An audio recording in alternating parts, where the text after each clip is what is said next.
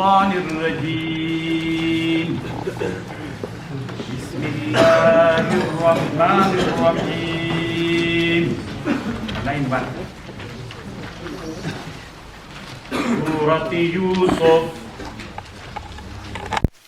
الف لام تلك آیات الكتاب مبین دا آیتونه د کتاب تلک آیات الكتاب دا آیتونه د کتاب دی اغه کتاب المبین چې واضح ده یوه ترجمه علامه شهاب الدین آلوسی رحمه الله دلته داسې کړې ده مبین دا معنا کوم حروف چې هغه د فارسی په ژبه کې نشته ده نو د فارسی په ژبه کې چې کوم حروف نشته ده نو هغه حروف دلته په قرآن کې سته ث په فارسی کې نشته ث ح نشته صاد نشته طا او ظا نشته عین او قاف هم نشته علی چې تورستی علی وای دوی طالبانو عین نه وای علی نو دا هغه حروف ول چې په عجمي لغت کې نه ول اما قرآن کې ستا تلک آیات الکتاب مبین دا آیتونه د کتاب ول هغه کتاب چې مبین ده یعنی هغه حروف پکې بیان سوي چې هغه د عجمو په حروفو کې نه ول تاسې طالبانو ورونو چې کله دې ته ورسئ دا لغتونه د دنیا وګورئ حیرانه به ورته پاتې سئ علامه قلقشندي صبح العشاء کې دنیا بعضې حروف له دې طرف نه لیکل دې طرف نه کیږي بعضې دې طرف نه کیږي د بعضو حروف څومره دي او د بعضې څومره دي د بعضې لږ دي د بعضې ډیر دي په بعضې دنیا کې بیخي حروف هجا نسته شکلونه دي اوس چینایان څه دي دوی شکلونه لري 10,000 نه هم ډېر شکلونه لري شکل به ته یادوې یعنی الف ب ت دا نه لري دوی شکلونه لري دا لیکلي هر یو ځان ځان ته شکل دا بیخي ډېره سخته ده نو داسې یوه لویه دنیا په دې کې پرته ده تلک آیات الکتاب مبین انا انزلناه قرآنا عربیا الله وی مونږ نازل کړی د قرآن په عربي ژبه باندې لعلکم تعقلون د دې دپاره تعقلون چې تاسې پوه سئ ادراک وکئ طالبان ورونو آدم علیه السلام چې په جنت کې و نو هلته د آدم علیه السلام ژبه عربي وله د ابن عساکر نه نقل کړی او بیا چې شجره وخوړله بیا دنیا ته چې راغی ژبه یې سوریانۍ سوله او بیا دا د دنیا ژبه سوریاني ژبه وه په کشتۍ کې حضرت نوح علیه السلام چې له ځان سره کم خلک راخیستلي ول د هغوی ژبه هم سوریاني ژبه وله بیا دغه سوریاني ژبه همداسې وا تر دې پورې یو نفر په کشتۍ کې وی سپورو چې جرهم نومېده چې د ده ژبه عربي وله د نورو انسانانو ژبې په کشتۍ کې دا سوریاني ژبې ولې والله اعلم او په دې علما په دې بحث کوي دا جزیرة العرب چې ده دا وطن عربي ده که قوم عربي ده اوس دغه جزیرة العرب څه ده د دې منطقي نوم عرب ده که د قوم نوم عرب ده صحیح خبره ده د محققین علما وی دا د قوم نوم عرب د عرب کوچانو ته وی دوی کوچان اهل بد وول او خیمو والا خلق ول او بیا وروسته دا جزیره مسما په عربو باندې سوله وروسته د دې جغرافي نوم عرب ګرځېدلی ده جزیرة العرب کنی اصل کې د قوم نوم ده یوه خبر او بله مسئله دلته دا ده طالبان ورونو د عرب څه دي د دوی مخکینۍ ژبه چې وه داسې نادره ژبه یې وه چې ته نه پرې پوهېدلې.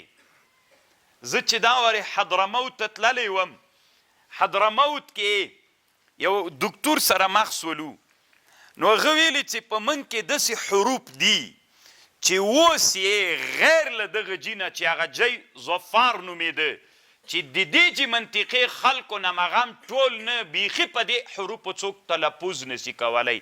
دا اوسنی ضاد چې دوی وایي، دا ضاد وایي صحیح نه ده. د مونږ د شهر ضاد چې ده هغه په دنیا کې څوک نسي تلفظ کولی نسي. وی ما نړیوال ریکارډ په دې کې ګټلی ده چې په ضاد څنګه تلفظ کیږي.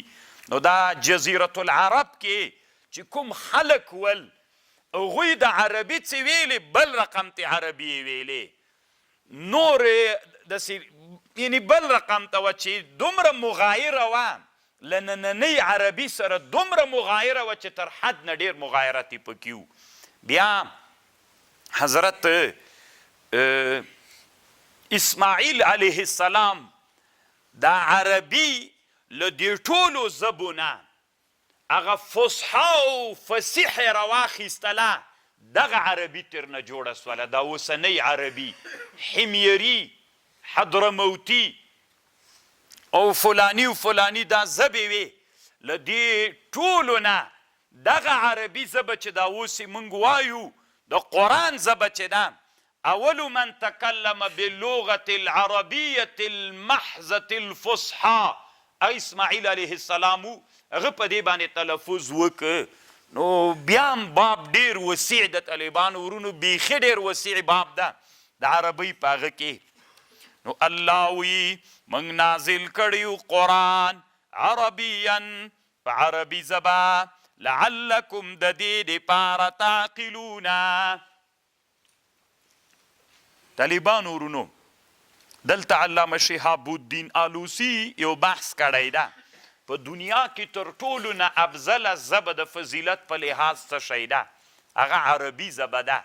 عربي ژبه په دنیا کې افضله ژبه ده. او دویم لمبر فارسی یاده کړې.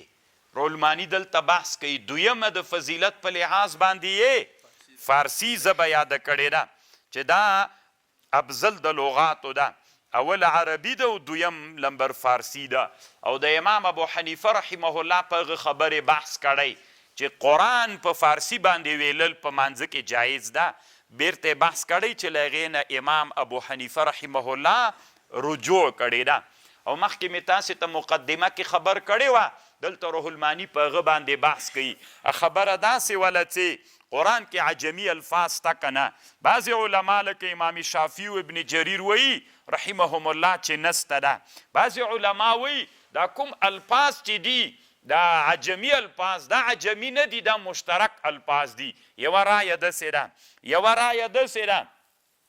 چې لږ عجمي الفاظ قرآن کې څه دي، هغه قرآن له عربیت نه عجمیت ته نه باسي، یعنې سته. د امام سیوطي رایه دا ده چې بلکل سته. یوه رایه چې ده هغه د علامه ابو عبیده رایه ده، هغه وایي چې دا مشترک الفاظ اصل کې عجمي الفاظ دي، اوس څوک ګرځېدلي دي؟ نه، دا د اشتراک بیله خبر ده، دا معرب ګرځېدلي دي. و عجمي الفاظ اوس معرب و عربي ګرځېدلي. د اشتراک رایه داسې وایي چې عربي دومره وسیعه ژبه ده چې هلته نور بعضې لغات دي هغوی کې هم دغه لفظ ته دغه شی وایي، په عربي کې ورته وایي مشترک دي. یو د اشتراک خبره ده، یو د معرب والی خبره ده. مخکې مې درته خبر کړې وه، صحیح خبر دا ده چې عربي الفاظ عجمي الفاظ قرآن کې سته تر سلو نم ډیر دي. 15 لغات تنا څوک دي؟ فارسی لغات دي په قرآن کې. نو دا هم طالبانو د فارسی په ډېر هغه باندې دلالت کوي چې قرآن کې عمره ډېر الفاظ ته ده. نحن نقص عليك احسن القصص بما اوحينا اليك هذا القرآن وان كنت من قبله لمن الغافلين. الله وی نحنو منتیو نقص علیک من قصه کو تا تا اغا خد قصو په سبب د هغه چې موږ وحی کړی تا ته د دغه قرآن وان كنت من قبله لمن الغافلین او ته مخکې له دې نه معلومات دې نه درلود په دې قیسې باندې چې تر څو موږ درته وکړله ولی طالبانو قرآن کې نورې قیسې الله تکراري راوړي او د یوسف علیه السلام قیسه الله عز وجل تکراري نه ده راوړې نو هغه علت دا و چې په نورو قیسو کې الله ځکه تکرار راوړي پندونه پکې ډېر ول یعنی قومونه الله عذاب پرې راوستلی و بار بار الله تکرارولې د دې په خاطر چې انسانان څوک وکړي چې پند و عبرت واخلي او د یوسف علیه السلام قیسه کې د چا د هلاکت قیسه نه ده راغلې نو ځکه الله عز وجل یو وارې راوړله قرآن کې طالبانو ورونو یو څه خبرې به وکړو یورې تنګ کېږئ خو به نه را سره که نه اوله خبر دا ده چې علامه طنطاوي یوه خبر کړې ده د دې قیسو په اړه باندې خبر کړې ده یوسف علیه السلام سره ورونو دښمني وکړه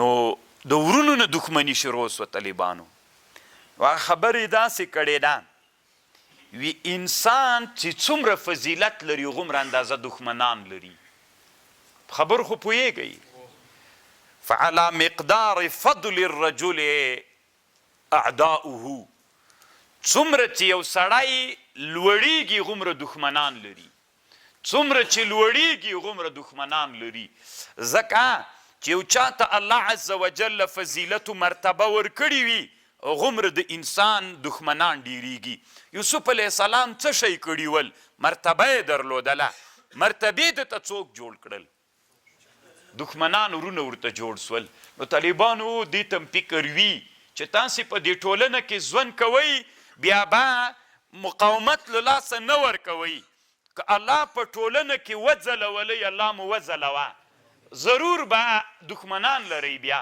نو دښمنانو سره به مقابله د حکمت مقابله کوئ لکه د حضرت یوسف علیه السلام په قیسه کې چې د څنګه مقاومت وکړه هدف ته ورسېده تاسې به هم طالبانو ورونو همداسې کوئ یوه خبره شوله او بله مسئله دا د طالبانو ورونو دا ظاهري جمال دا دلالت کوي په جمال باطینی باندې د یو انسان چې په باطن کې په ظاهر څومره ښایسته وي غومره طالبانو دال په باطن باندې وي ما مخکې تاسې ته ویلي ول یو علم د مونږ ورته علم د قیافې وایو چې امام رازي رحمه الله په کتاب جوړ کړی او د علم ته اوس دوی روان شناسي وایي ډېر کار دوی په باندې کړی کاش کې د مونږ اسلامي امت علماو دې ته هم کار کړی وای نو جمال ظاهري جمال دا دلالت کوي په جمال باطینی باندې یوسف علیه السلام ډېر ښایسته و که نه نو دغه ظاهري ښایست نه استدلال کول کېده چې د دی باطیني هم ډېر ښایست لري باطینی ښایست طالبانو ډېر خوندور ده که نه باطینی ښایست دا ډېر خوندور ده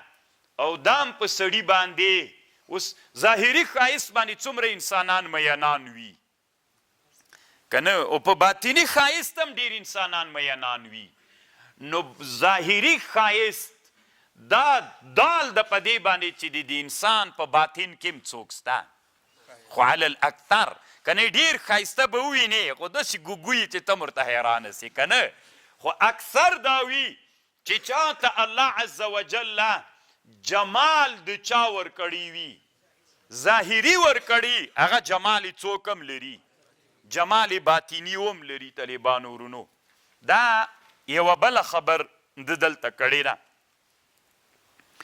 اوس اصلي خبره دا د طالبانو ورونو چې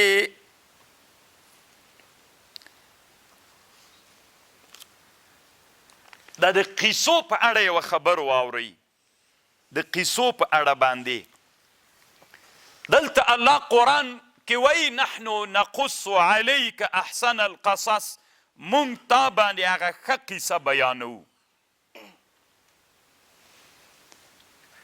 د یوسف علیه السلام په قیصه کې ډېرې خبرې دي، بیخي ډېرې خبرې دي، عبرتونه دي، پندونه دي، دنیا پکې پرته ده. طالبان ورونو دغه کتاب چې بله ورځ مې درته راوړیو که پرونو، او یو بل کتاب ته مې اراده وه چې درته مې راوړی وای، خو را مې نه وړ. طالبان ورونو مې ډېر کتابونه بیا ډارېږئ چې لکه سې بیا به اوږده سي، خو خبره مې واورئ. بادشاهي څه ده؟ دی وایي بادشاهي څه ده؟ طالبانو دوام کوي. چا نه بادشاهي زر ړنګه سي او چا نه بادشاهي دوام وکړي که نه. بادشاهي د چا په بادشاهي چې دوام کوي د چا په تقاضا دوام کوي؟ د علم. په بادشاهي چې علم ولري بادشاهي څوک کوي؟ دوام کوي، استمرار کوي. خو که بادشاهي د علم په تقاضا ونه چلول سي بادشاهي څنګه کیږي؟ ړنګیږي. ګورئ طالبانو تاسې فرض کوئ د افغانستان د حکومت جوړ سو، صحیح ده؟ دا 40 میلیونه انسانان به د حکومت چې کومه تقاضا او مقصد ده خلکو ته به کار پیدا کوي، فقر به ختمی کنی، فساد پیدا کیږي که نه. اوس به طالبانو ترافیک به څوک راولي؟ ښاروال به څوک راولي؟ وزیر د مالیې به څوک راولي؟ وزیر د دفاع به څوک راولي؟ وزیر د خارجه او د داخلي به څوک راولي؟ دا به ته علمي تک کوي. قاضي به داسې یو څوک راولي چې علم ولري، که دی علم نه لري دا ټول چې ته مقرر کې دا یو هم علم ونه لري. دغسې خپلوان دې راوستل، وطنداران دې راوستل، قومیان دې راوستل، علم دې لحاظ نه کې پکې دا حکومت طالبانو ړنګېږي که نه. لکه قضا مخته نه ځي، وزارت داخله مخته نه ځي، وزارت مالیه پیسې ټولې صفر ته راځي. نو حکومت چې دوام کوي د چا په تقاضا باندې دوام کوي؟ د الله بادشاهي ړنګېږي او که تر ورځ د قیامت خو څه کوي؟ تر ابدالابده ده. ولې ده؟ دا دوام ولې د الله بادشاهي کوي؟ تنه طالبان ورونو زه به یوه خبر درته وکړم چې تاسې د علم د فلکیاتو وګورئ. په علم د فلکیاتو کې د مځکه یوه خطرناکه سیاره ده روانه ده، داسې په خپل مدار تاویږي، صحیح ده؟ او بل سیاره هم د بلم ده. اوس که چیرته نعوذ بالله ثم نعوذ بالله دا مځکه د الله له علم نه لرې سي او له خپل مداره وځي، مدار د مریخ ته ورسي، نو د مدار د مریخ ته چې ورغله ټکر راځي، چې ټکر راغله دنیا ړنګېږي. خو روانه ده که ړنګه ده؟ د چا په تقاضا روانه ده؟ علم سره ملک و بادشاهي سره چې علم موجود وي څوک ډېر دوام کوي، او چې څوک ورنه لرې سي بیا هغه بادشاهي بیا ړنګېږي. طالبانو نو د الله بادشاهي ځکه نه ړنګېږي، الله په خپله بادشاهي کې د په ټولو شیانو د الله عز وجل باندې د الله علم شته. نو که غواړئ چې بادشاهي مو دوام وکړي نو څوک وکړه؟ علم. داسې علم دا کتاب په وزارتونو کې والیانو ته، قمندانانو ته دا کتاب ووایئ، د قرآن او د حدیث په رڼا کې، اگر چې د اسلام نه مخکې جوړ سوی کتاب ده. ما طالبانو چې دا کتاب کتلی عنوانونه مې داسې ورکړي، مثلا فلینظر احدکم من یخالل، حدیث سره مې قیسې برابري کړي دي او د قرآن آیتونو سره مې برابري کړي دي. نو زه اوس تا نه پوښتنه کوم چې دا کتاب در سره یي او بیا ته په علم باندې مخ ته لاړ سي، تا بادشاهي نه ړنګېږي. نو چې بادشاهي د اسلام وي، اسلامي نظام وي، ډېر وخت دوام وکړي، ښه ده که ړنګه سي. نو ډېر وخت دوام کوي په چا یې کوي؟ د الله بادشاهي ولې نه ړنګېږي؟ او د موږ بادشاهي علم نه لرو، او که موږ علم د ځان سره ملګری کو بیا د موږ بادشاهي ړنګېږي؟ نه. دا یو بله خبر شوله. اوس راځئ طالبانو ورونو یوه خبر درته کوم چې علامه طنطاوي رحمه الله دلته کړې، تاسې خبرې ته غوږ ونیسئ. طالبانو دا قیسې څه رول لري په ژوند د انسانانو کې؟ قیسه څه تاثیر لري د انسانانو په؟ زه به یوه خبر درته وکم. نن به په تنکیږئ نه را سره تنا سورت یوسف وایو، طالبان خو لږ غږیږو. دا انسانان څه دي طالبانو په ټولنه کې؟ دا داسې دي لکه د خرما زړی. چا سره به جب کې خرما نه یا زړی؟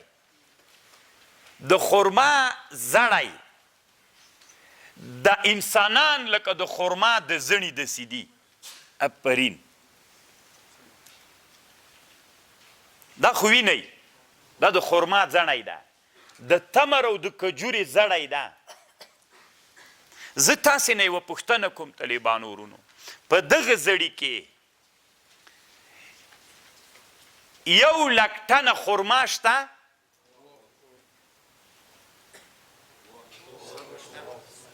زړي کې 100,000 ټنه خرما شته؟ یو څه شکمن یې ستا طالبانو. یو بالفعل ده، یو بالقوه ده. بالفعل ښیې که بالقوه؟ بالفعل خرما سته پکې؟ هیڅ شیم نسته. خو ګورئ طالبانو ورونو، دا زڼی دی چې راواخیست او هغلته د پارش لاندې واچو، وادې چو که نه؟ 20 کاله ووتل، 10 کاله ووتل، دا جومات یې جارو کو چې دا پارش دی داسې راواړو، دا زڼی بیا هم هلته پروت و. دا یو حالت د دې زڼي. بل حالت د دې زڼي دا ده، قوت خو سته پکې، خو قوت باید چا ته راویستل سي؟ فعل ته. قوت څنګه فعل ته راوځي؟ ته غوږ ورته نیسه. دا زڼی د علم زراعت د قوانینو مطابق ما ویوړ د فرا ولایت په یوه دشته کې مې وکړ، که نه؟ هلته خرما کیږي لکه څه، هلته مې وکړ. نو دا د خرما زڼی 10 کاله بعد له دې نه ونه جوړه سوه. ونې خرما ونیوله، ښه مې یعنې علمي مې د ده وده کوله، ونه تیر جوړه سوه 10 کلونو کې. 10 کاله بعد دې ونې خرما وکړله، 10 منه خرما یې په اول کال وکړله. ویې کړه که نه؟ 10 کاله چې 10 منه چې خرما یې وکړله، ته فرض که دا 10 منه 10,000 خرماوې سولې. خرما مو ترې وخوړله، زڼي مو بیا وکرل. نو چې ومو کرل، غاټه دشته اوبه مو ورته برابرې کړلې، ونې مو وکرلې. څومره سوې؟ 10,000 ونې. 10 کاله بعد 10,000 ونې سوې. هر یوه ونه 10,000 ونو کې هر یوه ونه چې 10 منه خرما وکړي څومره کېږي؟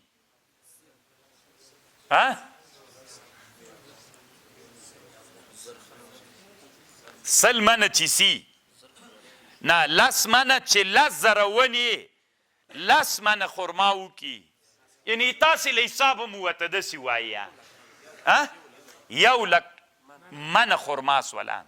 اوس دا 1,00,000 منه خرما ته یې فرض که 10,00,000 څوک سوې خرماوې سوې.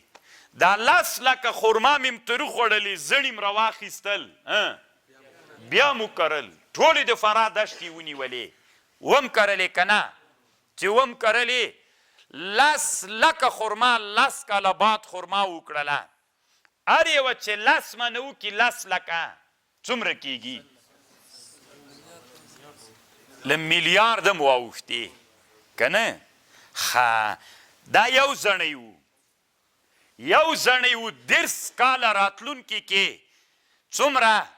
1 میلیارد منه خرما په دې یو زڼي کې شته. شته اوس که نه شته؟ بالفعل ده که بالقوه؟ صحیح ده؟ دا به ښه وي که دا قوت پکې مړ کې، او که دا به ښیي چې دا قوت فعل ته راوباسي. خبر پوهیږئ انسانانو دلته ناستو طالبانو د افغانستان مسلمان ملته هر څوک دلته یی تاسې چې الله پیدا کړي یی تاسو کې دا قوت شته چې اټوم جوړ کړئ که نه تاسو کې دا قوت شته که نه چې تاسې به نه یادوم د دنیا انسانان کافر مسلمانو کې دا قوت شته چې اټوم جوړ کړي که نه دا قوت شته چې مریخ ته وخیزي که نه دا قوت شته چې ډرون جوړ کړي که نه دا قوت شته که نه چې پرون اسرائیلو کوم بمبار وکړه په غزه باندې په یو وار باندې په سوونو انسانان شهیدان کړل دا قوت تاسې کې شته که نه چې دا شی جوړ کړئ موټر جوړ کړئ ریل ګاډۍ جوړ کړئ څه چې دنیا کې نن پرمختللی شی د هغه د دنیا انسانانو کې دا قوت شته که نه خو دلته بعضې معلمین را پیدا سول هغوی خپل نسلونه داسې راواخیستل چې هغه بالقوه قدرتونه هغه بالقوه وړتیاوې هغه بالقوه وړتیاوې چې پکې وي هغه یې چاته راوویستې فعل ته یې راوویستې نن فعلا دوی اټوم لري که نه لري فعلا ډرون لري که نه لري فعلا د موټرو د استخراج فابریکه لري که نه لري هر پرمختللی شی نن دنیا کې همغه انسانانو باندې کار وکړه له قوت نه یې چاته راوویست دا طالبانو په خپله باندې 150 کلونو کې 1 میلیارد منه خرما کوله دی که ته به کار پې کوې ته مربي به د دې تربیت کوې تربیت به یې کوې بیا له قوته چاته راوځي تاسې انسانان څو میلیونو انسانان د افغانستان دي 40 په 40 میلیونو انسانانو د افغانستان کې د دغه دنیا سره چې نن کمې وړتیاوې دي شته که نه شته نو چې شته ولې سوونه کاله ووتل دغه انسانانو کې دا وړتیا ولې له قوت نه پیل ته نه راوځي جواب غواړم مربي نشته څوک نشته مربي نشته معلم نشته داسې انسان نشته چې انسانان څوک کی تربیت کی که داسې یو عالم الله را پیدا کی داسې انسان الله عز وجل را پیدا کی لکه د خرما زڼې چې تربیت که 150 کلو کې څوک تر جوړ که 1 میلیارد ټنه خرما یې له دنه راوویسته څه فکر کوئ طالبانو ورونو که دا د تاسې استادان د دې 10 میلیونو افغانانو استادان داسې کوشش وکړي چې دغه 10 میلیونو انسانانو دا وړتیاوې چې پکې دي قوت نه پیل ته راوباسي راتلونکي 20 کلونو کې به موږ د اټوم چښتنان شو که نه من به د دنیا د پرمختللو ډرون چښتنان شو که نه موږ به افغانستان کې د کتاب د چاپولو ماشین خپله جوړ کړو که نه موږ به د برخ چښتنان شو که نه موږ د هر پرمختګ چښتنان به وګرځېږو که به ونه ګرځېږو خو چې څوک وي مربي موجود وي مربي موجود چې انسانان هغوی کوی چې موږ یې نسو کولی خو هغه خو دغسې چل ده دا خرما مو هلته واچوله او دا خرما باندې مو کار وکړو دواړو کې دا قوت په دې زړو کې که په یو کې دواړو کې خو په ده باندې مربي او معلم کار وکړو قوت یې چاته راووت او دا د تاسې مثال د مونږ او د تاسې مثال عین دغه مثال ده مونږ څوک له قوت نه چاته نه راباسي پیل ته نه راباسي مخکې مې هم درته ویلي رایې به وایئ وعده به راسره کوئ الله تخافو لومة لائم رایې به وایي چې دا حس درکې ژوندی سي او په آراو باندې څوک وکوي کار وکوي چې او طالبانو ورونو ته به وایي که نه چې مثلا زه به یو مثال خفه کېږو به نه طالبانو په هر چا چې بده لګېږي خدای دې ولګوي پې زه به یوه خبر وکړم 3 کاله ووتل که نه 4 کاله مونږ د امپور مرمۍ لرو زویم لرو به کلشینکوپ لرو به زویمه څومره ډېره مصرفیږي په افغانستان کې نو د انسانانو کې وړتیا شته که نه 4 کلونو کې چې انسانانو کې قوت نو راتلونکي 4 چې هغې که دا 8 کاله د 10 کاله د 20 کاله نو که موږ داسې روان یو طالبانو راتلونکو 20 کلونو که به بیا قوت پیل ته راوځي څه وخت راوځو نو چې قوت پیل ته راونه باسو طالبانو ټول عمر به ذلیلان یو دا ومنئ ټول عمر به ذلیلان یو وعده را سره وکئ چې الله علما کړئ د رزق وعده مونږ سره الله کړي قسم په الله الله مونږ سره د رزق چا کړې ده تاسې زه روزه کې لیدلی یم چې زه ښار ته تللی یم تاسې ته هم الله رزق در رسوي ما ته هم را رسوي دا پروا نه کوي طالبان ورونو که لوبیا خورو که دال خورو پروا نه کوي مونږ مقصد دا ده چې انسانان له قوت نه چا ته راوباسو هغه وړتیاوې چې دي هغه چا ته راوباسو دلته چې تاسې په سوونو انسانان ناست یې هر یو د هر ولایت یې بدخشانه یم سته بادغیسه یم سته دا یو انسان انقلاب راوستلی سي یو انسان راجیک سو څومره ټنه خرما یې وکرله د یوې ونې نه نو خو یو طالبه تم راجیک سه چې الله عالم کې انقلابي د ځان نه جوړ کا د انسانانو وړتیاوې راوباسه قوتونه چې دي دا له قوت نه پیل ته راوباسه چې راودې ویستله وعده در سره کوم که راتلونکې 20 کلونو کې لا شلم ډېر دي 15 کلونو کې دغه ټولنه د هر لحاظ قوتونه فعل ته راونه وتل که موږ داسې ډاکټر نه درلودو چې په هر میدان د طب کې موږ بیا محتاج شولو چاته چې هر څه راته وایې خو موږ ډاکټر هم خاین ګرځېدلی ده ولتیا د انسانانو نه راباسي ملا هم خاین ګرځېدلی ده د تکثر نیولی ده چې شاګردان مې ډېر سي په دې فکر نه کوي الحاکم التکاثر نیولی چې زه انسانان تربیت کم شی چې زده د هغه ورزده کوي نور په دې فکر نه کوي چې دا شی د ده دپاره دا نسخه مفیده ده که نه ده مفیده فایده ورته کوي په دې نن عصر کې کوي نه ورته کوي 8 کاله زه په نحوه پې تېر کم عربي ویلی سي کوي نه سي ویللی تفسیر کتلی سي کوي نه سي کتلی نو ولتیاوې همغسې مړې پاتې سي انسانان مړه سول دا د خرما زڼۍ بله ورځ ته خاورې سي نو څه کوي سړی ولتیا وه تا له چا نه راونه ویستله ما سره وعده وکړئ چې د انسانانو وړتیا له چا نه راوباسو له قوت نه یې چېرته راوباسو فعل ته راوباسو وعده مو ده انشاءالله که نه دا طالبانو چې لاړلی چې والله د سقاط شریف د منډې مرګ واخیستې دا پرېږده ته دې باندې کار وکړه چې د انسانانو وړتیاوې چا ته راوباسو فعل ته راوباسو نو راتلونکي 20 کلونو کې به موږ ښه ډاکټر لرو ښه انجینر به لرو ښه کیمیاپو به لرو ښه ملا به لرو ښه تاریخدان به لرو ښه محقق به لرو بیولوژي دان به په هر باب کې به طالبانو 20 کلونو کې به انسانانو نه قوتونه پیل ته راویستلي موږ چې په هر باب کې دلته نفر ولرو په هر باب کې بیا موږ ناکامه یو که کامیابه تاسې فرض کوئ چې راتلونکي 20 کلونه راورسېدل دا افغانستان ده او دلته د دغه انسانانو په وړتیا کار سوی ده دا انسان چې ده هغه وړتیا یې په حدیثو کې ترې راویستل سوې ده نه په تاریخ کې ده نه په فیزیک کې ده نه په کیمیا کې ده نه کمپیوټر ساینس کې ده نه په طب کې دا چې نو خو ټوله ټولنه څوک سوله کامیابه ټولنه سوله هغه ټولنه به طالبانو حکیمان پکې دي دې ټولنه کې قوت تر بیا ته څه فکر کوي چې دا ټولنه به ناکامه سي دې ټولنه باندې به چا زور ورسیږي دا ټولنه به بیا غلامه سي دا ټولنه به بیا د چا غلامیت وکړلی سي خوښه مو طالبانو نور مونږ کې تاسې خو وایئ چې مونږ اوس طالبانو مونږ دغه د افغانستان په ټولنه کې ښه ډاکټر سته کیمیادان سته فیزیکدان سته مؤرخ سته محدث سته په نړیواله سطحه محدث سته فقي سته چې ملکه ولري داسې فقي لرو نو خو یو هم نسته ده نو چې موږ یې نه لرو په دې ټولنه کې ولې دې ټولنه کې خو قوت سته دا قوت ولې پیل ته نه ده راوتلی دا قوت چې پیل ته راباسي څوک یې راباسي مربي نو موږ په چا کې مشکل ده په مربیانو کې ومومنه چې اوس موږ په معلمینو مربیانو کې څوک ده چا ته مو نه ده راویستلی پیل ته یو بل خبر طالبانو ورونو دا ده چې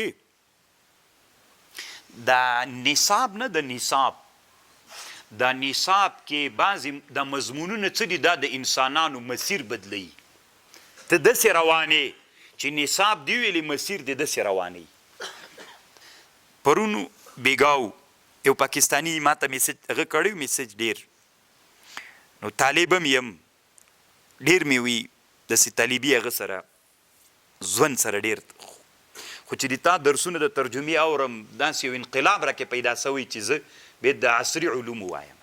نو څه وکړم؟ مشوره غواړم. ما ورته ویلې داسې چل وکړه یو څه دیني علوم یو وارې ووایه، بیا چې په دغه نیت باندې هغه علومو ته ورځې بیا هم ته د موږ هغه طالب یې چې طلب العلم فریضة علی کل مسلمین، د دې مصداق بیا ته راځې. ځکه هغه علم چې ته حاصلوي د اسلام دپاره، ته چې مدرسه کې نحو وایې دا خو هم د اسلام علم نه ده، خو د چا وسیله بلې چې په قرآن ځان پوهېږي. ته چې بیا کیمیا وایې د څه دپاره یې وایې؟ چې اسلام ته ګټه پې ورسوم. خو د تا او د ده یو شی سو. څنګه ته نحوي د الله سکنی د دین سړی سولې، هغه چې کیمیا کې د الله دین ته کار کوي هغه نه سو سکنی. دواړه یو شی سو کنه. نحو خو هم د الله د دین علم نه ده، خو قرآن وسیله او سبب ده چې قرآن پې زده کي. او تا ټول عمر په چا کې تیر که؟ په دې وسیله کې دې تیر که مقصود ته لا بیخي رسېږي نه مړ سول. نو نصاب د انسانانو څوک بدلوي؟ علامه طنطاوي وایي دلته و یو ورځ یو فاضل یو عالم راغی، وی ویلي چې ډېر ډارن وم. د عالم راته ویلي چې څوک ومه؟ ډارن ومه. وی چې هغه ته راغلم، مصر ته راغلم، د عربو یو مشهور شاعر تیر سوی عنتر نومیږي. عنتر تاسې بیا د ده قیسه پیدا کړئ، د عنتر قیسه.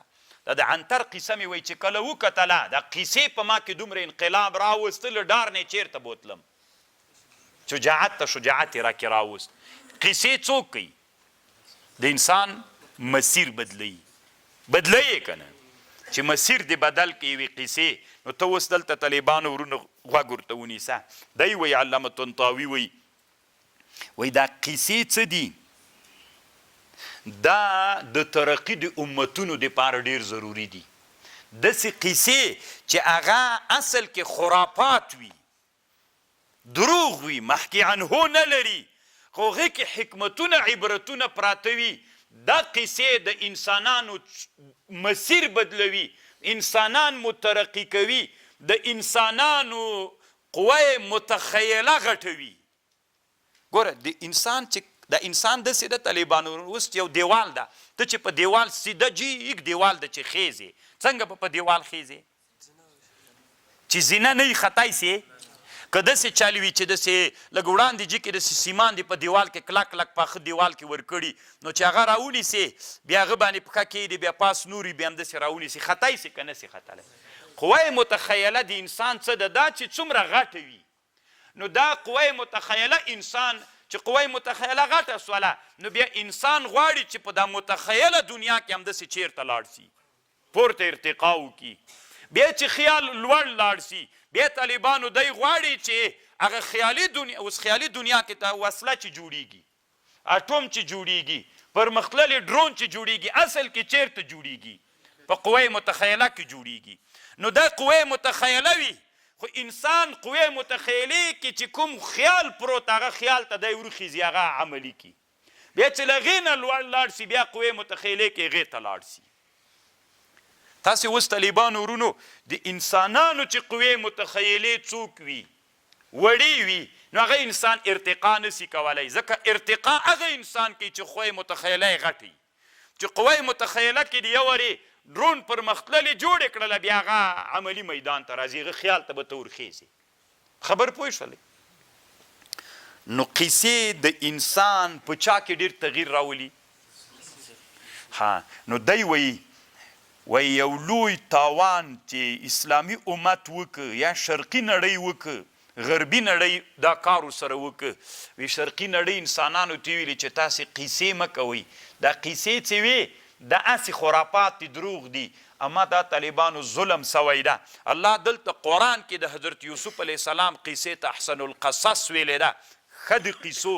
نو د یوسف علیه السلام قیسه به اوس تاسې طالبانو وګورئ، ډېر نه درته یادوم.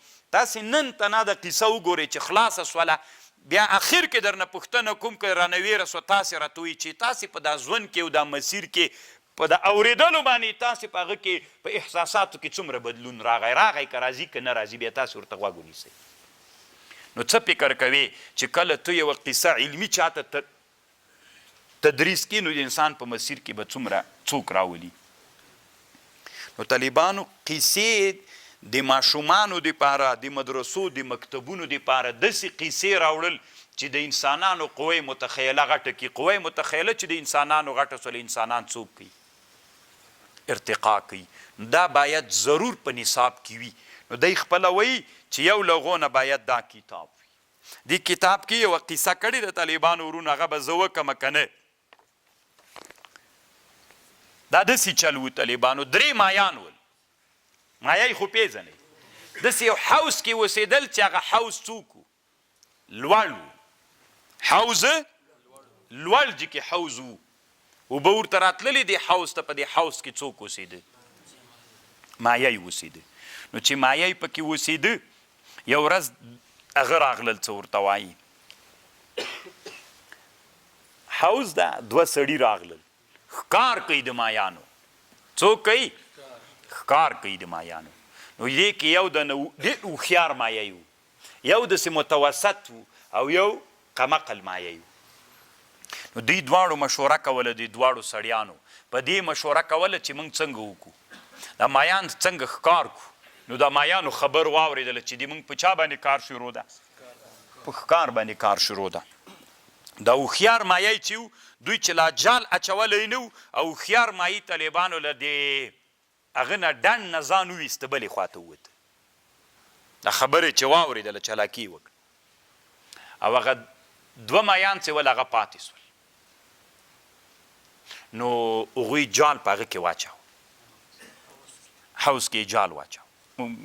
چې جال یې واچاو، کوم ځای نه چې اوبه راځي په دې ځای کې هغه واچاو، جال یې واچاو. دا خوله یې بنده کړه. خوله یې چې بنده کړله، دا اوبه چې راځي دا خوله یې بنده کړله، نور یې جال په اوبو کې واچاو. چې واچاو، نو دا بل هوښیار چې و، دا چې لږ ورغی وړاندې شو، تلی نسي، له حوضه وتی نسي، ځکه هغه خوله بنده ده. نو څه یې وکړل؟ اوس طالبانو ګیر خو سو، خو هوښیار سړی به په دغه حالت کې ورخطا کېږي نه، خپل عقل به په کار. ځان سره یوه خبره وکړه چې یوه خبره سته، ځان په مړتوب واچوه. مایي ځان په مړتوب واچوه چې زه خو مړ یم. نو چې مړ سي د اوبو سر ته راوخته، کله په دې طرف داسې واوښت، کله نو هغه ښکاري ګډ سو د اوبو ته، د اوبو نه یې مایای راواخیسته. لاره پې بنده ده که نه، وړکي حوض کې. نو دا مایه یې راواخیسته، دلته دا غټ حوض په هغه باندې، دا مایان خو له دې غټ حوض نه وړکي حوض ته راغلي دي، دلته یې خوله پې بنده کړه، وړکي کې خو اسانه ګیر کېږي. نو د مایي چې ځان په مړتوب باندې واچو، ګوره عقل نه کار پرې نه ښود، سختۍ په حالت کې. نو د هغې راواخیسته، مایه یې راواخیسته، ښکاري چې زه دا خو مړ ته تیار، دلته یې کېښود، داسې جي کې یې کېښودو چې هغه غټ ډنډ او څنډه باندې یې کېښود. نو دا ویلې خو زه مایه د تیار ګیر سو. نو دوی هلته لګیا دي چې نور مایان راګیر کړي. نو د مایي چې ځان ته فرصت پیدا که، غټ مړ و نه، غټ ډنډ ته یې ورټوپ کړو، طالبانو ترې وتښتېد. او ابل مایای قمقل په ښکار کې ګیر سو. نو دی وایي چې تاسې ځان سره فکر وکړئ، دا خو رښتیا قیسه نه وه. دی بادشاهانو ته قیسه جوړه کړې چې انسانان باید په ژوند کې په هر حالت کې د تدبیر او د فکر نه کار واخلي، نجات یې ځان ته ورکړه کوي. نو طالبانو ورونو دومره ښه کتاب ده که نه. یوه بله خبره هم درته کوم، بس بیا روانېږم. ولې طالبانو چاپړوسه خلک بادشاه او د حکومت مشرانو ته نږدې کېږي؟ ولې چاپړوسان بادشاه ته نږدې کېږي او ښه خلک نه نږدې کېږي؟ علت یې څه ده؟ دا رښتینی حقیقت ده طالبانو، دا له اسلام نه مخکینی د انسانیت په تاریخ کې دا یو حقیقت ده. بیا قیسه ورته کړي. دا کلیله او دمنه چې دي، دا طالبانو خپل منځ کې خبرې سره کوي. یو کلیله ده، یو دمنه ده. دمنه ورته وایي، وی دی تا خبرې مې واورېدې، کلیلې ته وایي. نو وی اوس کیسه راته وکړه چې دا بادشاه ته سړی نږدې کېږي، څنګه نږدې کېږي او بل ولې نه نږدې کېږي؟ ده ورته ویلې وی خبرې ته نه غوږ ونیسه چې پوه دې کومه وایي. وی د دروازو خلو کې سپیان ډېر پراته وي که پیلان، د یو خان کور ته سپی پروت وي طالبانو مخ ته که پیل. ولې؟ اوس ولې جواب ورته کوي؟ دا دمنه کلیله نه ده، دمنې ته جواب کوي. ولې سپیان د خانانو کورو مخ ته پراته وي او ولې پیل نه وي پروت؟ سپی یو عادت لري طالبانو په لږ شي راضي کېږي او پیل په لږ شي نه راضي کېږي خبر سپي ته چې وچ اډوکی واچویم ډېر خوشحاله دا که نه پیل ته وایي چې خوراک واچوي واښه ورته واچوي تر څو یې خوریم نه چې داسې لاس پې کش نه کړي داسې ښه یې وننازوي که نه تر څو واښه نه خوري خبر پوه شولې سپی ځکه په لږ شي راضي کېږي دی ورته وایي دا کلیله ورته وایي دیمنې ته وی انسانان چې بادشاه ته ځان نږدې کوي ټول انسانانو سره هم د خېټې غم نه وي بعضې په ټولنه کې داسې بې مروته بې انسانیت انسانان وي هغه چې بادشاه ته صرف بادشاه سره وي بس دې باندې هم دی خلکو ته وایي چې دښمنان پې سوځوي چې بادشاه سره خو ناسته که نه هلته رابطه لري وځي نه وځي بس دا هم دې د بس ده او که دوستانی وي هغه خوشحالوي چې زه خو بادشاه سره ناست یم که دښمنانی وي طالبانو سوځي بس دا ده ته ډېر ده اما کوم سړی چې د رتبې والا سړی وي د رتبې والا سړی بیا څه وایي چې نه زه په لږ شي نه راضي کېږم ما کې مروت و انسانیت ده د ما د انسانیت چې کومه تقاضا ده بیا دغه ما سره وکړي پوره خوراک راکې او بیا مې وم نازې بیا مې څوک هم کې وم یم نازې نو پیل خو طالبانو خوراک چې ورته واچوې تر څو یې نه خوري لاس به هم پې کشکاږي یو سپي ته چې خوراک اچوې طالبانو څنګه کوي بس بسه کوي لکه یې داسې داسې خورئ که نه خوراک هم ته ورته اچوې چاپلوسي هم دی درته کوي دواړه دی ورته وایي په ټولنه کې انسانان داسې دي یو له مروته راوتلي دي له انسانیت نه په لږ شي راضي کېږي چاپلوسي هم دی درته کوي لږ شي باندې او یو انسانان دي چې هغه له خپلې مرتبې نه راکته کېږي په انسانیت پاتې دي نو چې په انسانیت پاتې سول دا انسانان نو چې خوراک وراچوي بس مسه چېرته درته کوي بیخي ځان هم نه در باندې پوه کوي وي دا د ما حق ده سم په خوند به یې راکوې دا د ما حق ده او چې وادې چا راته بیا به مننه هم له ما نه کوې اوس طالبانو بادشاه کوم سړی غواړي چې ده ته نږدې سي چې شی ورکړي او چاپلوسي م ورته کړي او لږ شي باندې هم راضي کېږي ډېر خوشحاله مي په لږ شي او یو داسې سړی وي چې شی ورکوي بادشاه نه مننه نه کوي ته به له ما نه مننه کوې لکه ته چې ما ته کوم شی راکوې دا د ما تقاضا هم دومره ده همدومره غټ یم همدومره شی به راکوې څه احسان را باندې بارې نو بادشاه د سړي سره ورانه کوي که نه وي غټې وایي ډېر شی غواړي نو خو یې ده تقاضا هم دومره غټه ده همدومره غټ سړی ده همدومره مشر ده همدومره قربانۍ یې کړي دي نو بیا طالبانو دا مشر د باچا نه څنګه سي ای باچا ښه نه ایسېږي دا مشر څنګه سي څنګ ته سي طالبانو چاپړوس چې په لږ شي راضي کېږي هغه څنګه سي طالبانو چې ورکړه کوي بس بس هم کوي او څوک هم کوي او په لږ شي هم خوشحاله تنا په دې هم خوشحاله چې زه د باچا په دروازه کې ناست یم بس دې باندې هم دی خوشحاله ده څومره ښه خبرې ورته وکړه تاسې پوه شولې طالبانو دا د ژوند یو لوی سوال ده چې ولې والي ولسوال قمندان باچا وزیر ته چاپړوسان نږدې وي نږدې وي که نه ولې ورته نږدې وي ځکه چاپړوس په لږ شي خوشحالېږي او چې دا شی لږ هم ورکوي دی بس بسه ورته کوي لکه داسې داسې ورته کوي یاره صاحبه بیخي را باندې ګران په خوب مې ولیدل داسې نادر ورته کوي او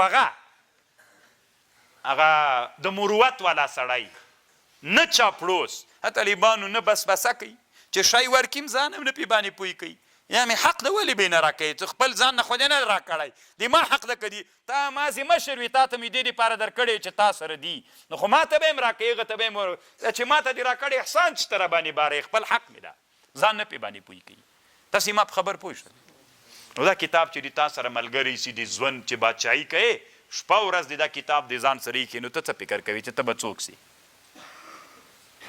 نو قصې د انسانانو خیالونه غټوي نو باید مدرسو ته طالبانو ورونو یو داسې کتاب راوړل سي. دا کتاب طالبانو په نړیواله سطحه باندې کتاب ده چې د دنیا په ټولو علمي اداراتو کې دا کتاب درسول کیږي. الله پاکه ان شاء الله الله خو به زه فکر کوم که موږ نا امیده کیږو نه ناامیدي ناروا ده. د موږ حرکت به یو ورځ په دې اسلامي ټولنه او په ځوانانو کې څوک کوي مسیر بدلی. یو ورځ به واورئ طالبانو چې دا کتاب هم نصاب ته داخل شو.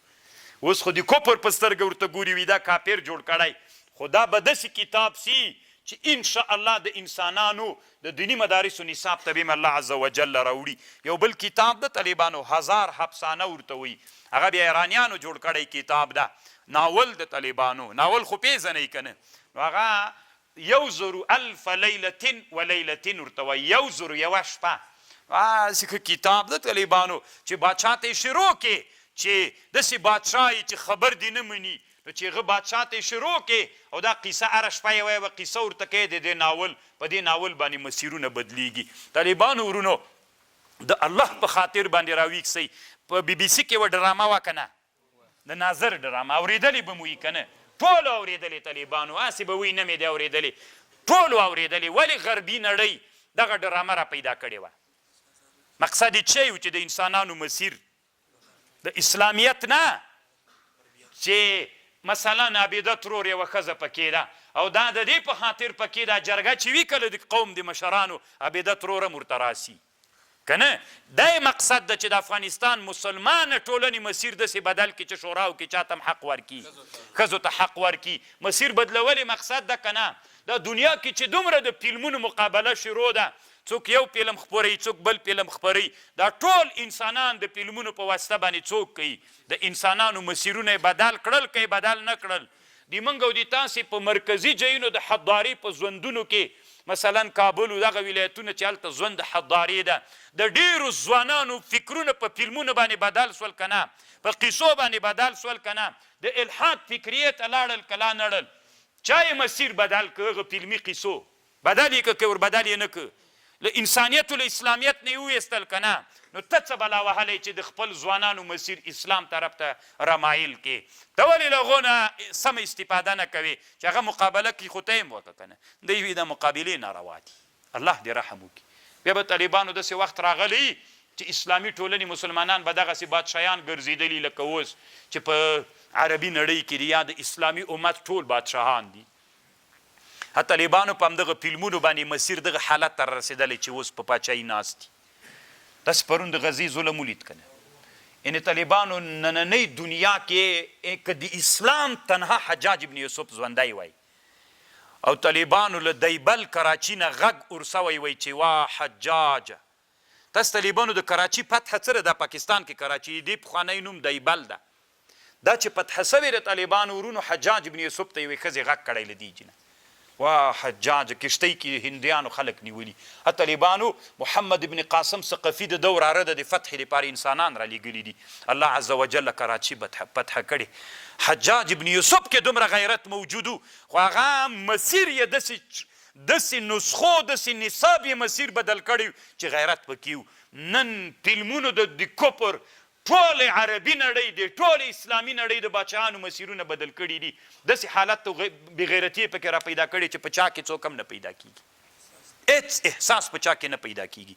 یعنې ما ته خو طالبانو دومره غوسه راغلې وه لکه نه چې د ډېر ناهیلۍ د وجې نه مې زه نو څه درته وایم طالبانو چې ګناه کې سړی واقع کېږي. دومره انسانانو په زړه باندې درد راواوړي. والله اعلم طالبانو بس خبر خو مې پوه شولئ. مونږ به خیر د که اوس نه منو، خیر د که اوس مشران څوک دي؟ یو وخت کې بیا تاسې څوک یئ؟ د دې ټولنې مشران که اوس څوک دي ما سره دا په نصاب کې نه مني، یو وخت کې به الله داسې وخت راولي چې بیا به تاسې څوک یئ؟ تاسې چې اوس تربیت سئ، تاسې چې د ټولنې مشران وګرځېږئ، په خوست کې، په قندهار کې، په لوګر کې، په هلمند کې، په ارزګان کې، په بادغیس کې، په بدخشان کې، په نیمروز کې، په فراه کې، په فاریاب کې، په جوزجان کې چې تاسې اوس خو نور مشران دي چې تاسې الله یو وخت کې د ټولنې مشران وګرځئ او فکریه مو داسې جوړه سوي، بیا به دا کتاب نصاب ته راوړو که به یې نه راوړو؟ که د تاسې فکریه اوس هم نه یې جوړه، 20 کاله بعد بیا تاسې مشران یې، بیا تاسې هم نه راوړئ. اوس که کار نه کېږي نه دي کېږي پروا نه کوي، 20 کاله بعد به تاسې دا کتاب نصاب ته راوړئ نو بیا به دې موږ هغه ټولنه الله د تاسې په برکت باندې بیا مرتقي کوي. لکه ما چې تاسې ته ویلي ذهنونه مو واخیسته 20 کاله بعد بیا تاسې مشران هغه مشران بیا سپینګیري کېږي چې تاسې مشران وي دا کتاب مونې چې نصاب ته راوړ ټولنې مسیر بدلیږي. ټولنه د یو ښه علمي او کوم طرف ته چې ته وغواړې هغه مسیر ته ته به ولی شي. خبر پوه شو. او بله خبر دا د طالبانو ورونو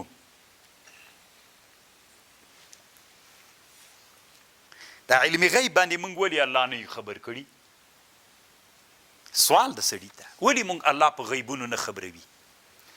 ځکه مو طالبانو الله په غیبونو نه خبروي. که الله موږ په غیبونو خبر کی نو دا دنیا ټوله معطله پاتې کیږي. دلته د ناستو طالبانو کې که الله داسې خبر کړي وای چې راتلونکي 20 کلو کې به ته وزیر یې، ته به زندان کې، ته به ولسوال یې، ته به له وطن نه پراریږې نه پرېښودل کېږي بدل، او ته چې ښاروال کېږي به ابل ته وي ته به د ترافیکو مشر کېږي. یعنې که دا هر چاته خپل مسیر معلوم سي الله د غیبونه راښکاره کړي نو زه فکر نه کوم طالبانو چې انسانان بیا ته مړ کېږې ته په چاودنه کې ځې نو بیا طالبانو هر چا هماغه هغه سلزتي بیا نور هېڅ نه علم کوي همغې ټکي ته به انتظار وي. نو الله عز وجل دنیا بیا څوک نه ګرځوي. الله غیبونه ځکه پټ کړي هر سړی دا امید لري چې زه به داسې سم زه به داسې سم زه به نو که د هر چا خپل زه معلوم وای بیا طالبانو دنیا مزال نه کوله.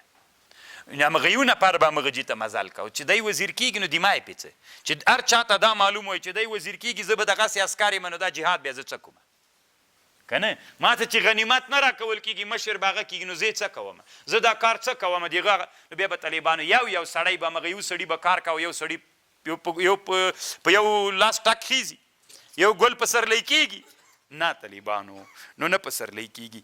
نو اوس هر چاته طالبانو دا ورکه د معلومات نسته تر ټولو انسان کوشش کوي چې همغه جې ته ځان ور ورسوي. هغه چې هغه جې ته ځان ور ورسوي طالبانو خامخا یو څه کسان نه یو څه ورسېدی سي. تاسې په خبرو پوه شو.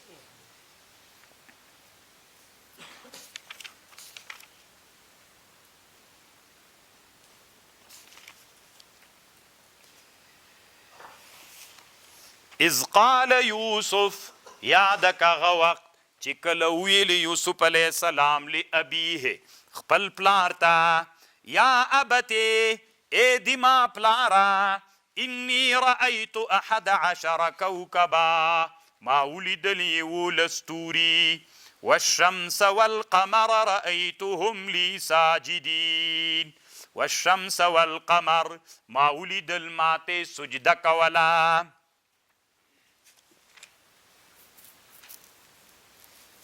طالبان وی ما خوب ولیدو چې 11 ستوري وي پلار ته یې چې ویلې پلار یې په تعبیر پوه سو چې زوی نه به مې الله داسې د کمال چښتن جوړوي.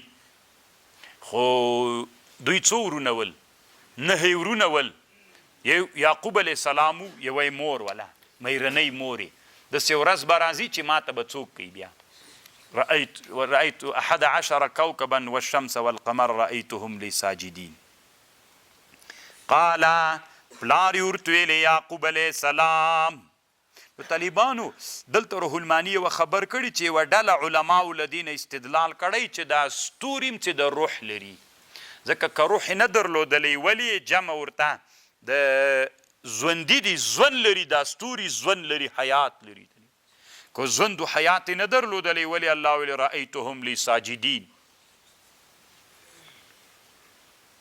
روح المانی وی وکثیر من ظواهر الكتاب والسنة یشهد اگر چې دا خبر د فلسفي علماو ده خو د قرآن او د حدیث ډېر دلایل په دې باندې دي چې رښتیا هم دوی حیات ژوند لري.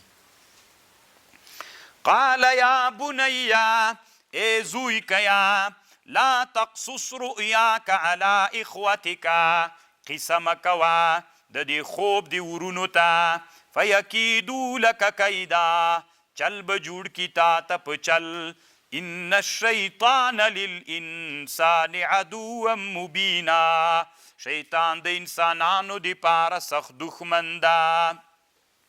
مخکې مې طالبانو په خوب درته خبرې کړې ولې چې خوبونه څنګه لیدل کیږي صرف یوه خبر دلته زیاته کړې د امام نووي نه وایي دا خوب چې کیږي دا الله عز وجل همدلته شی خلق کوي خوب همدلته الله خلق کوي نورې مخکینۍ خبرې خو مستي درته کړي دي او روح المانی دلته یوه خبر کړې ده چې د یوسف علیه السلام ورونه صحیح خبر دا ده چې دا انبیا نه ول بیا انبیا نه ول روح المانی په همدې ټینګار کوي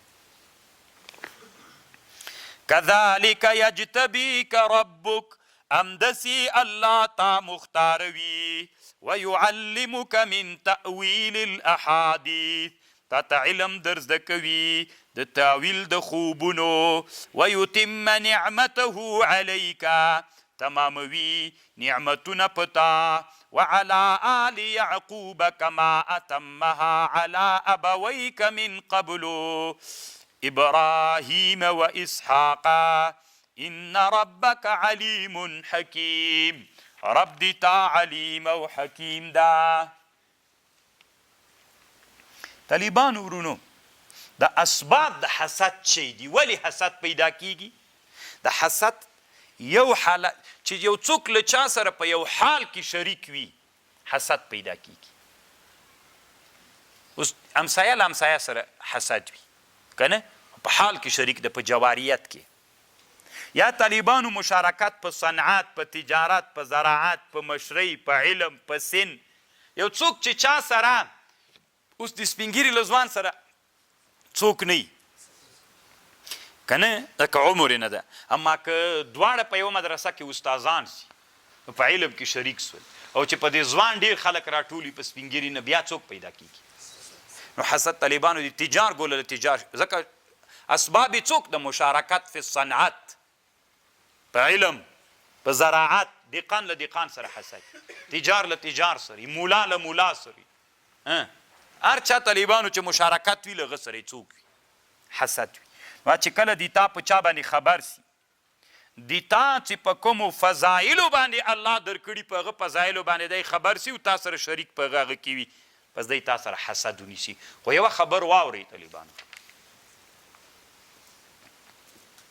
دا علم نه ده لمر څه ده طالبانو ما تاسو ته څومره وخت مخکې یوه ډېره ښه خبر وکړه کوم په یاد دي لمر څه ده لمر چې راوخته دا کومه رطوبتي هوا چې ده لمر دا رطوبتي هوا کې هغه رطوبتونه او جراثیم وزني که نه تصفیه سوي څوک پرېږدي هوا پرېږدي د کلي او د دشتې خبر مې چې څومره وخت مخکې درته وکړه په یاد مو شو نو طالبانو ورونو د حسد مار څه ده طالبانو مار دنیا کې 300 قسمه ماران زهر په سوونو قسمه ماران دي 300 قسمه ماران زهر نه لري خو تر ټولو نه خطرناکه زهر د هغه مار دی چې هغه غذا یې ډېره بده وي چې مار په داسې یو سپک او بد جي کې وي چې هلته غذا ډېره خرابه وي نو چې غذا یې ډېره خرابه سوله نو هغه مار څومره چې غذا خرابه وله هغومره مار زهر ډېر بد وي څومره چې غذا ښه وله مار څوک وي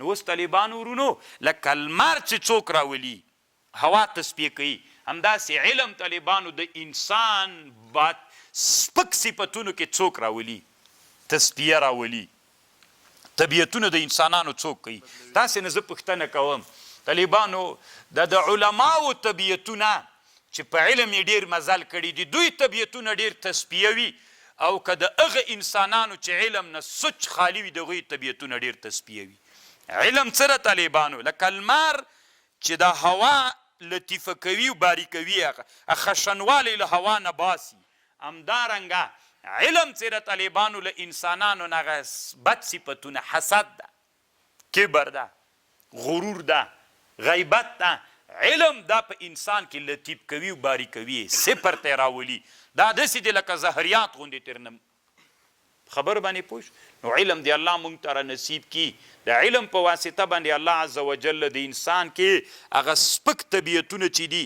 هغه لطیف کوي او باریک کوي اوس یو سړی چې عالم نه ډېر سخت زړی وي بد اخلاق وي بد صفتونه چې علم الله پکې راوسته ډېر هغه طبیعتونه لطیف او باریک سول بیا ډېر ښه تعامل دی او چا سره کوي خبر باندې پوه شولی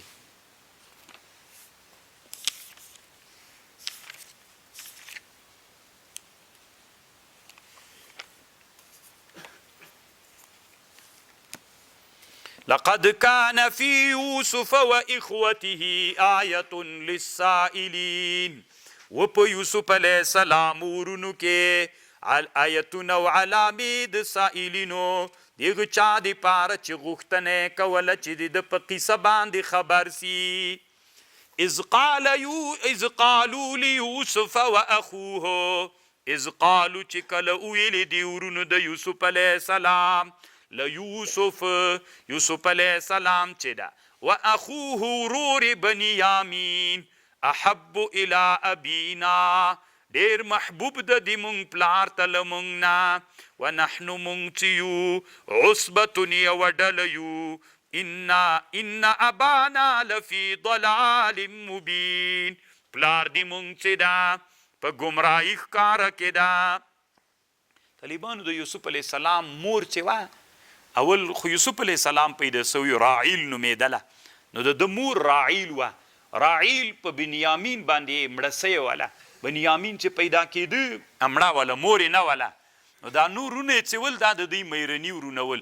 ورونه راجمع سول په دې مشوره وکړله چې د مونږ پلار چې دا یوسف بل رور سره ډېره مینه کوي.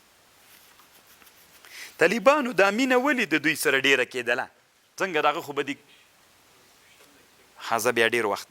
نو طالبانو ورونو دا مینه او محبت دا ولی د یوسف علیه السلام سره محبت د پلار ډیرو علت یې څه نو طالبانو ورونو بعضې علماوي د محبت ته دې وجې نه وو چې دوی دواړو مور مړه وه نو پلار یې خوا ورته بدېدله او مینه دا خبر ځکه علما نه مني باید بیا د بنیامین کشر له ده نه له هغه سره ډېره مینه وای. صحیح خبر دا و طالبانو ورونو په دې زوی کې حضرت یوسف علیه السلام کې د کمال نښې ډېرې وې او د کمال نښې چې کله په بچي کې ډېرې وي نو هغه په پلار باندې طالبانو ډېر ګران وي. خبر باندې پوه شولئ اولاد کې چې کله د کمال نښې ډېرې وي نو هغه بچي کې الله عز وجل په پلار باندې هغه بچی ډېر ګرانوي. علت دا د اصل کې د دې وجې نه د دې پلار له دې خپل زوی حضرت یوسف علیه السلام سره ډېره مینه وه. که هغه علت سي هغه ته نه علت نه و. اقتلوا یوسف او اطرحوه ارضا یخلو لکم وجه ابیکم وتكونوا من بعده قوما صالحین. طالبانو والد رحمه الله اسی و خبر به وکم والد رحمه الله ویلی وی ټول عمر کې چې ما ټوله شپه خوب نه ده کړی 2 وارې د سیره باندې راغلی دي. و یو وارې د مونږ مشر تره چې و شیخ عبدالقدس جان رحمه الله والد رحمه الله ویلی وی چې زه ورسره ګذرګاه کابل کې یو ځای د هلته مدرسه وله د انقلاب نه مخکې وي زه هلته ورسره ومه. وی بیا کله چې دا کمونستان راغلل وی چې تیر تللمه ساکو ته وی چې راتلم نو چونکې ومې ورور خو دومره مینه مې ورسره وله چې بیرته تیر نه راغلم وی ټوله شپه مې زړل خوب نه راتله. طالبانو ډېر رونه ما لیدلي دي. عبدالسلام شیخ صاحب د تاسو ته به کله مجلس کې د خپل رور یادونه کوي چې یاد یې کړي طالبانو زاړي پسې ډېر انسانان ورونه تیر سوي دي. ورور چې ورور یادوي تر مرګه زاړي دام طالبانو یو ورور ونو الله دومره لوی علم ورکړي دومره د لوی علم چښتنو. والد رحمه الله ډېر وخت بیا ورسره تیر کړي. ماضي به یې چې یاد که نوم به یې چې یاد که مونږ کورنۍ نوم هغه مرزا ورته ویلې چې نوم به مې یاد که زړل به مونږ به حیران دې ته و ځکه مونږ واړه نه پوهېدو چې دا اوس په دې پوهېږو چې الله څه رقم د کمال انسان پیدا کړي چې هرې خبرې سره وروري پلار یادوي هغه هم یو لوی عالم خو دی چې یادوي طالبانو هر ورور سره زاړي بیخي یو عجیب نادره ده. وی دا مې ډېر مې دلته زړلي دي. یو وارې زه مریض وم یو مرض د طالبانو مننجیت ورته وایي زه یو وخت کې فالج ووهلم دې نه چې ښه سوم یو بل مرض ووهلم بیا زه شه په خانه کې بستر ومه نو هلته خو زه طالب هم کشر ومه. والد رحمه الله ویلي چې ټوله شپه مې خوب نه ده کړی. نو طالبانو فیه ما فیه که نه. اقتلوا یوسف ووزنی یوسف او اطرحوه یا یې واچوئ اردن په داسې یوه مځکه کې یخلو لکم وجه ابي چې خالصی تاسې ته مخ د پلار وتکونو من بعده قوما صالحین. حسد چې را پیدا سي بیا سړی کوشش کوي چې دا له مخه لرې کم. خو ګوره طالبانو د یوسف علیه السلام په قصه کې به فکر کوئ ته چې چا سره حسد کوي چې دا له مخه لرې سي فکر ونه کړي چې هغه له مخه لرې سي ته به نږدې سي نه نږدې کېږي. تر ټولو نه دوی ډېر ذلیل سول که نه. قال قائل من ویلی یو ویونکي له دوی نه چې یهودانو مې د دوی مشرور یهودانو مې ده لا تقتلوا یوسف مشوره یې داسې ورکړه مړ کوئ یوسف والقوه وایې چوئ فی غیابة الجب وایې چوئ فی غیابة الجب. طالبان قال قائل من ویلی یو ویونکي ترېنه لا تقتلوا یوسف مړ کوئ یوسف والقوه وایې چوئ فی غیابة الجب په هغه غوچه د څاکې په یوه غوچه څاکې واچوئ. یهودا مشوره دا ورکړه چې یوه غوچه څاکې واچوئ. یلتقطه بعض السیاره را پیدا بی کی بعض قافله ان کنتم فاعلین.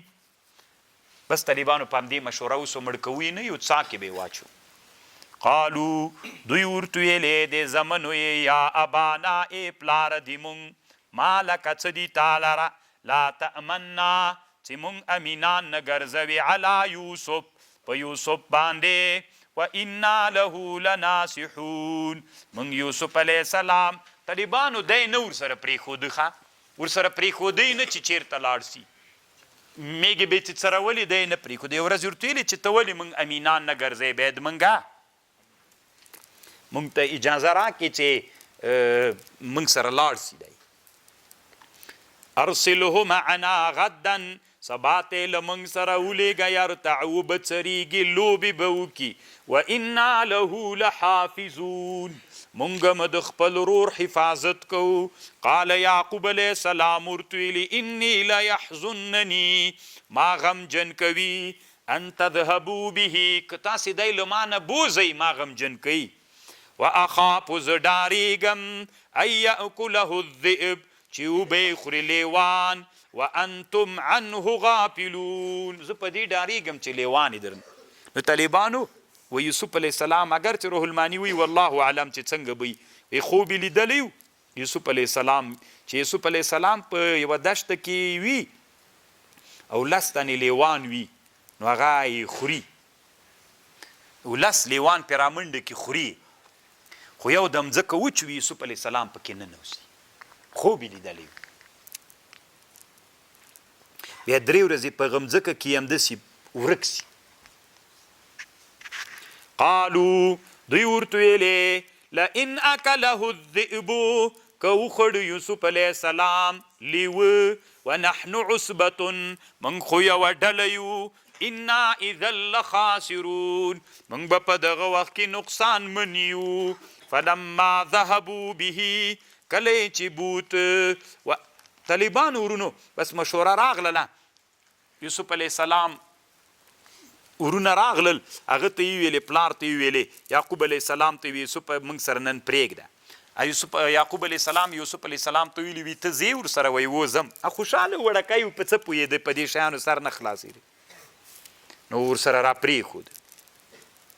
نو طالبانو چې کله را روان سول یعقوب علیه السلام ورته ولاړو. طالبانو مینم ډېر عجیب نادر شی. نو یعقوب علیه السلام ورته ولاړو چې دوی داسې روان دي ډېر پسې کتل نو تر څو چې دوی ته ښکارېده نو یوسف علیه السلام به یو یوه ورور په غېږ کې واخیسته بل په بل چې داسې مینه یعنې گویا کې موږ خو مینه در سره کوو چې لږ پناه سو نو داسې راواخیست په دا مځکه باندې یې ویسته. نو چې په مځکه باندې ویسته هغه چیغه کړله فکر یې کو که نه چې ساعت را سره تېر یا بل ته یې ورمنډه کړله چې هغه ورمنډه کړه هغه هم راواخیسته په مځکه باندې ویست. تی په زړه سو چیغه یې کړه وی ای پلار ته یې غږ وکړو ای پلاره تا چې له دوی سره کم عهد کړی و خو دوی ویر که که نه چې څه به نه راته وي. سخت یې ووهه طالبانو زړل یې بس د یو ورور روبیل نومېده، هغه داسې په دې سینه باندې ورکېناسته، ده چې چغې وهلې هغه یې خولې پې ورپټه کړه چې ونه غږېږي. بیا طالبانو لنډې دا چې ویې ځوروه،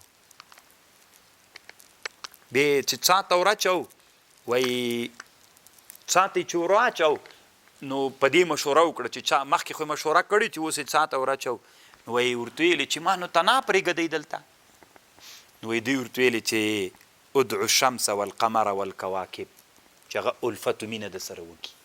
نو هلته یې حسد زړونو کې ورته اچولی.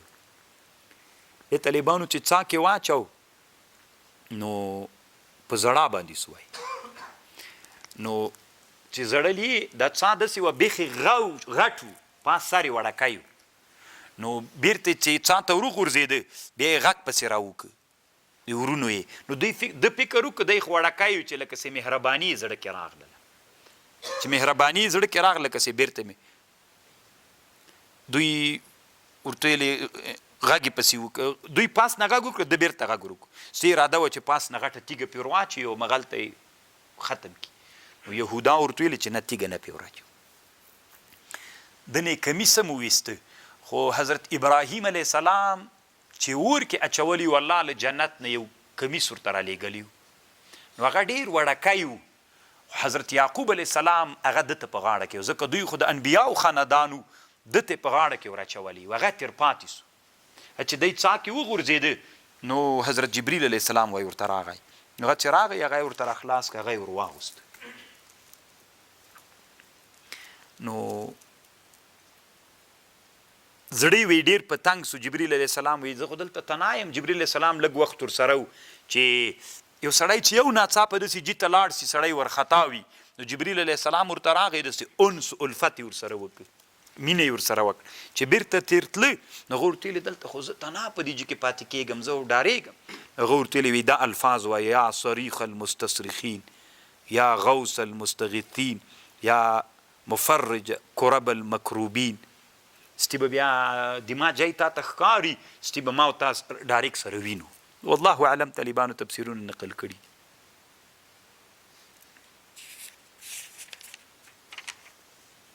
فلما ذهبوا به واجمعوا دوی عزم وکړه ان یجعلوه فی غیابة الجب، چې وایي چوي پغه تیارو کیو دی څا کې. واوحینا الیه، من وحی وکړه یوسف علیه السلام ته، لتنبئنه بامرهم، داسې ورځ به راځي چې ته به خبر ورکوي دوی ته د دوی په امر، هذا وهم لا یشعرون، دوی به خبر نه وي.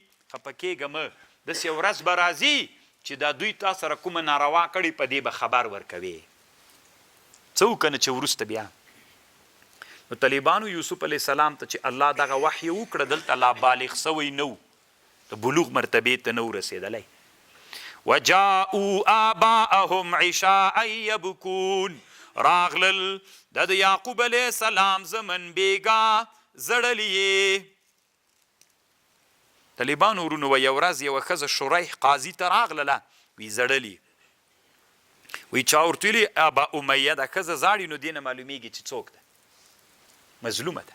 وی ده ورته ویلې د یوسف علیه السلام د ورونو نه وروسته زتي په زړه باندې څوک نه کوي، اعتبار نه کوي، ځکه غم زړل کنه، اعتبار څوک په دې زړه نه کوي. قالوا یا ابانا انا ذهبنا، من شروس نستبق، من یو د بل مسابقه کوله، منډې مو وهلې. وترکنا یوسف، من پرېښود یوسف عند متاعنا، له خپلو اسبابو سره. فاکله الذئب، وخوړلی و. وما انت بمؤمن لنا ولو كنا صادقین، که موږ رښتیا هم درته وایو ته دې موږ خبر نه منې. وجاءوا على قمیصه بدم کذب، رایوړ قمیص جاءوا راوړ دوی قمیص د یوسف علیه السلام چې په وینو ککړو دروغو وینو باندې. قال ورته ویلې بل سولت لکم انفسکم، تاسې ته مو نفسونو دا ښایسته کړې. ام فصبر جمیل والله المستعان على ما تصفون. هلته طالبانو ورونو یو پسه حلال که یا یوه غرڅه حلاله کړله کمیس یې په وینو باندې که یوسف علیه السلام ته چې راوړ نو هغه چې داسې په مخ باندې د یوسف علیه السلام کمیس واچو ویلې څه مهربانه هغه ده لیوه ده چې یوسف یې خوړلی و کمیس یې نه ده چیرې که نه تاسو طالبانو د انسان ناروا قتل ته اراده ونه کوي ګورئ چې ومو کړه داسې به مو الله شرموي کمیس یې چیرلی نه ده هغه لیوه خوړلی کمیس روغ جوړ ده که نه خامخا داسې ونه تاسو څوک لیدلي چې چا څوک په ظلم وزلی قاتل دی نه معلوم سوی خامخا الله معلوم کړی دلته طالبانو ورونو یوه خبر روح المانی و امام رازی رحمه الله کړی چې صبر یو ګوره دوه خبرې دي یو ازاله د مکر د ماکرینو که ماکرینو یو چل جوړ کړی یو مسلمان ته نو ازاله د مکر د ماکرینو دا په مسلمان باندې څوک ده واجب و فرض ده چې ازاله به یې کوي ولې یعقوب علیه السلام څوک ونه که د مکر د ماکرینو او بل دا طالبانو په دغسې جي کې دا صبر کول مضموم ده یوسف علیه السلام یعقوب علیه السلام دلته یې له دا ویلي والله المستعان علی ما تصفون ولی دا صبر دلته ناروا ده مضموم ده باید یوسف علیه السلام دلته تفتیش و پلټنه کړې وای معلومات یې کړی وای چې ولې مو وزه که چا وزلی وای هغه سړی باید قصاص کړی وای نو د دې جواب بیا دا سوال ده یعنی قانون خو داسې ده چې په دې کې صبر نشته ده ازاله د مکر د ماکرینو واجب ده ولې یعقوب علیه السلام ونه که یعقوب علیه السلام ته کیدی سوی دی الله له طرف نه امر سوی و چې غیر له صبر نه به ته نور کار نه کوي او یا طالبانو د دوی د کور مسئله ولا نو ویلي چې یو نبی ده د الله نبی ده نو نور مشکلات ترنه را پیدا کېدل د دې وجه نه یا ښه جواب دا د روح المانی وی چې الله عز وجل له طرف نه کیدی سي ورته امر سوی چې نور زه ته پسې ګرځمه وجاءت راغله سیارة یوه قافله له مدین را روانه و مصر تتله فارسلوا واردهم یو جي کې واړول طالبانو هلته څاوله هغه د اوبه ولی ولیږه ورسه اوبه راوړه قالو فادلا دلوه ورټیټه کړله دولچا سلواغه قال ویلې یا بشرا هذا غلام چې په ډولچه کې دغه د هلک راووته ویلې هذا غلام دغه د هلک واسروه پټې که دی طالبانو لا نورې قافلې نه دی پټ که د اوبو ته چې راغلي یا طالبانو دا ده واسروه بضاعة پټې که هغه تجارت داسې چل وسو چې دی راویسته ورونه یې راغلل ورونه یې پسې راغلل وایي دا خو د موږ غلام د موږ نه تښتېدلی و دا څنګه راووته بیا یې ورته ویلې وي دا هر وخت تښتي دا غلام بس موږ په تاسې خرڅ که په لږو روپیو پې خرڅ که واسروه بضاعة دا تجارت یې پټ که د ورونو یې والله علیم بما یعملون طالبانو ورونو یوسف علیه السلام ته الله عز وجل ډېره ښه ځواني ورکړې وه دا ویښتان یې داسې ګورګوتي غوندې ویښتان ول جعد ویښتان ورته وایي تاسې کې د کم طالب نشته هغه خو جوړ کړي مصنوعي اوس همغسې دي نو نشته دغه خو کم طالب ده نه هغه نه ده طالبانو اوږده څینې داسې واړه چې وي که نه جعد ویښتان خدایي تی خو یې پېژنې هغه ویښتان که نه جعد ویښتان داسې ځواني وه ضخم العینین طالبانو غټې غټې سترګې وې مستوى الخلق ابیض اللون غلیظ الساعدین والساقین دا طالبانو غټ خمیس البطن دا خېټه طالبانو داسې شنه غوندې راوتلي نه وي دا نه وي چې نرۍ خېټه چې طالبانو او دا نویم طالبانو وړکای و که نه دا د نو غوټه دی چې غټه وي که نه بد ښکارېږي دا د نو هغه څه وه دا داسې وړکای غوندې دا حسن د طالبانو ښه تاسې به اوس وایي ښایسته چاته وایي علامه ابن القیم یو کتاب جوړ کړی په ښایست باندې بحث کوي ښایست چاته وایي چې دومره غټ نو دي کله خوند کوي وړکای نو دا حسن ده کله به یې وایي چې وخندل داسې ته به وي لکه خولې نه چې نور راوځي داسې غټې غټې سترګې وي وی کله به چې روان و طالبانو ورونو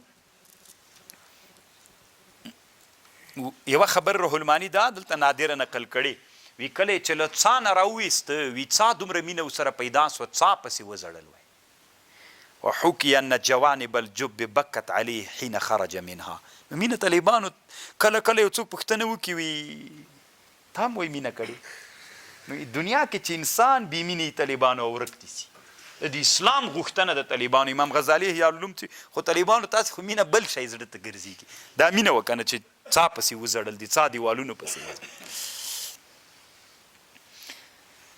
امام راضي وایي طالبانو ټوله دنیا په مینه روانه ده ټوله دنیا په مینه روانه ده تاسې چې له ما سره مینه نه وای طالبانو د خپل وطنونه دلته نه راتلی چې ما له علم سره مینه نه وای ما تاسو ته درس نه ویلی چې بل سړي د جومات سره مینه نه وای جومات یې نه راته جوړاو بل سړي چې طالب سره مینه نه وای تاسو ته خرچه نه درکوله دنیا مینه ده خبر خو پوهی وایي دا سیارې څه دي چې د لمر نه تاویږي خپل مدار باندې زینه له خپل مداره وزینه دا مینه ده که دا مینه نه وای طالبانو له خپل مداره وتله شنګ به جګ سوی خدا چېرته به تللې وله سیاره خپل مدار باندې تاویږي ټوله دنیا طالبانو مینه ده